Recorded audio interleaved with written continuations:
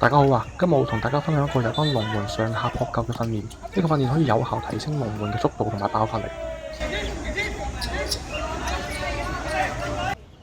喺比賽入邊，守門員經常要應對唔同方位嘅射球，包括上路同下路。特別係一啲標準死角嘅射球，非常考驗守門員嘅撲救速度。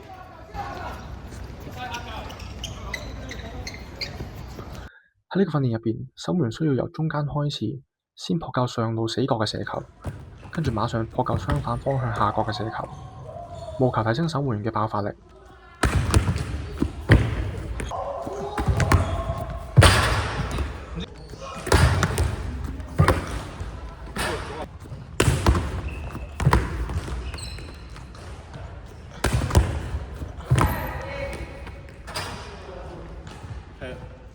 守門員可以將訓練分做上下角各5球一組，做3組。